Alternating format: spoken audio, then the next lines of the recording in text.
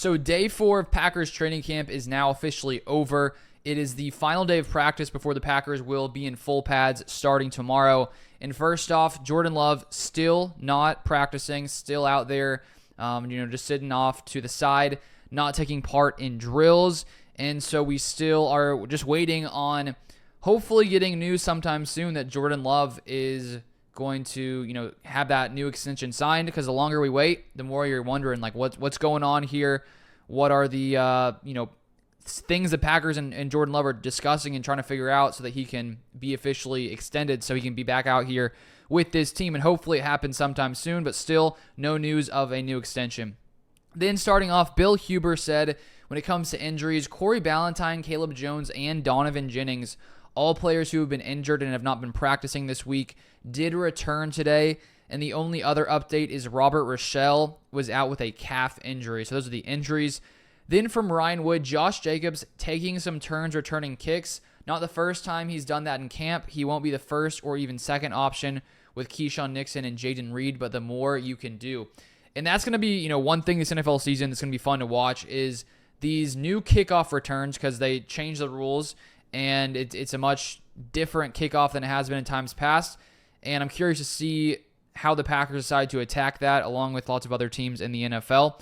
Then from Andy Herman, he says, I mentioned yesterday that the slot group has its own position group. It was Nixon and Kalen King yesterday, and now Ballantyne joins them today. Also, former defensive back coach Jeff Hafley working directly with them. When we look at the slot corners, Kalen King was drafted in the 7th round. A year prior, before he got drafted, he was projected by some to be drafted in the 1st round. And so I think that, at that time, many teams around the NFL thought that he had a bright future ahead of him. And then the past season didn't play as well, so he dropped all the way down to the 7th round. And so I'm curious to see how he plays going into this season. But he's taken snaps at the slot position. Then from Andy Herman, starters and team, Sean Clifford still at QB with Jordan Love not back. Josh Jacobs running back. Christian Watson, Jaden Reed, Romeo Doubs at receiver. Luke Musgrave at tight end. And here is the offensive lineman starting today. Rasheed Walker left tackle. Sean Ryan left guard. Elton Jenkins center. Jordan Morgan right guard. And Kadeem Telford at right tackle. It is also important to note that Josh Myers was out of this practice today because of personal reasons. Not exactly sure what that is. And so because of that, because Josh Myers typically, who has been at center, that's why Elton Jenkins was at center today starting there. And Zach Tom has still not worked his way into the team session, coming back from his pec injury. And Matt LaFleur said in his press conference earlier today that he'll probably be out until at least family night. So we'll keep an eye on Zach Tom's injury because of that. Telford starting at right tackle.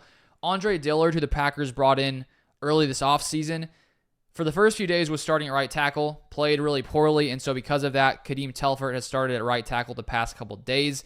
And then first rounder Jordan Morgan taking some guard snaps. So once this season comes around, we don't have a clear idea right now what the Packers' plan is at offensive line. They've tried lots of different things. So far, Rasheed Walker has spent pretty much most of the time starting at left tackle, if not all the time.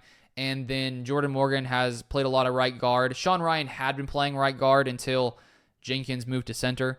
And so that's sort of what the offensive line is looking like. Then on defense, Preston Smith, Devontae Wyatt, Kenny Clark, and Rashawn Gary on the defensive line. Then Quay Walker and Edgerrin Cooper at linebacker. And then Jair, Keyshawn Nixon, and Stokes at corner. Then Xavier McKinney and Anthony Johnson Jr. at safety.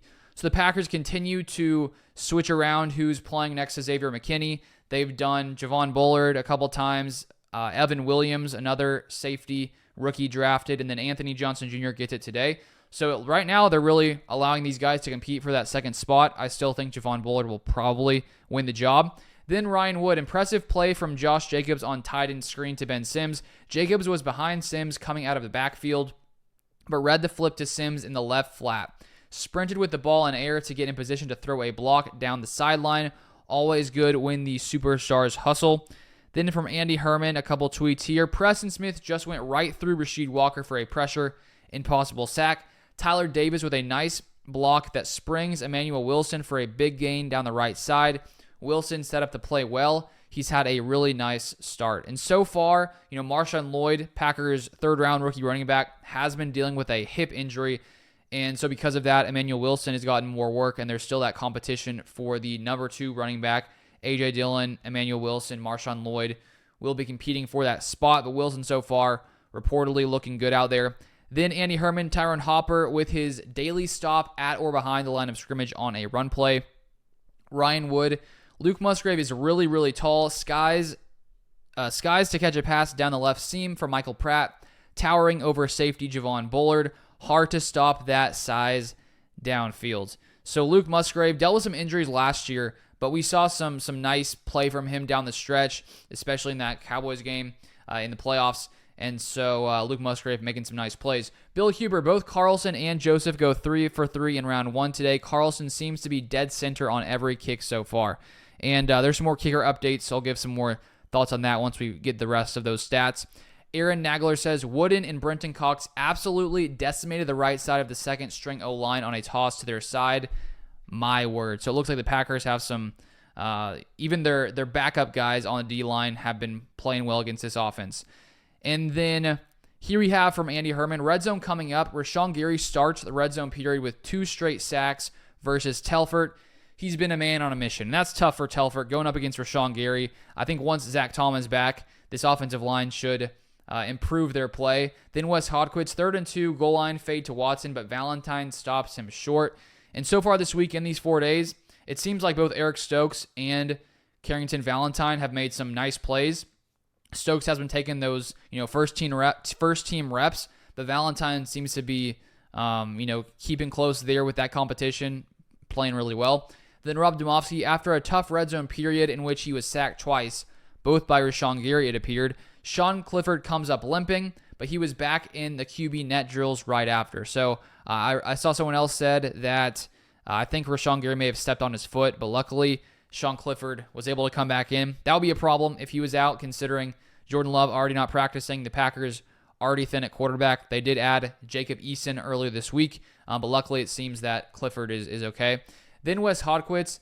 It's enjoyable watching Tom Clements coach QBs. He's 71 years young and still will run through the rollout himself to show how he wants it done. Then Wes Hodquist. Joseph Good from 45, 47, and 50. Carlson Good from 45, 47, but missed from 50 off left upright. So honors Carlson.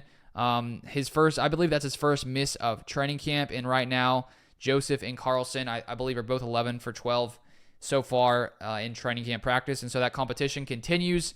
Ryan Wood did say a little earlier before Carlson missed that kick that it seems that Carlson is ahead right now in that competition. That's one to keep an eye on. Then Ryan Wood, Xavier McKinney with his first pick of camp.